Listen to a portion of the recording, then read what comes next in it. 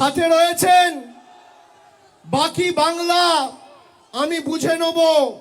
দক্ষিণ 24 পরগনা আপনারা লড়বেন তো? মমতা বন্দ্যোপাধ্যায়কে 3 বার বাংলার মানুষ মুখ্যমন্ত্রী করেছে এবং প্রতিবার যদি কোনো জেলা অগ্রণী ভূমিকা পালন করে সেই জেলার নাম দক্ষিণ 24 পরগনা। সিপিএম এর যখন রমরমা বাজার, সিপিএম এর সূর্য যখন মধ্য গগনে, 2008 সালের পরিবর্তনের চাকা এই দক্ষিণ 24 পরগনা জেলা ঘুরিয়েছিল।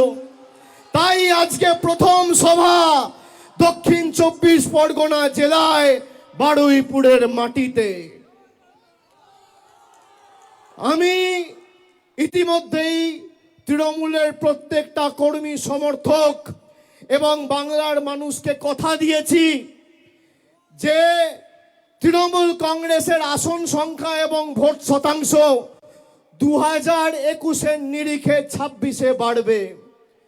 2021-এ তৃণমূল জিতেছিল 214, এবার একটা হলেও আসন বাড়বে।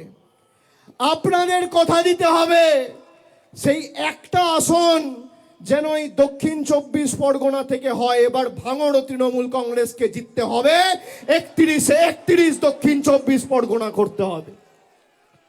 তার জন্য আমাদের যত পরিশ্রম করার করতে হবে, মানুষকে সাথে নিয়ে সংঘবদ্ধভাবে লড়তে হবে।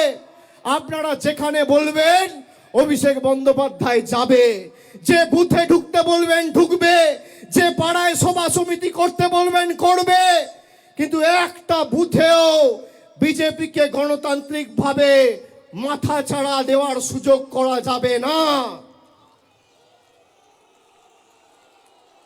আমরা এদেরকে বাংলা বিরোধী বলেছিলাম, জমিদার বলেছিলাম।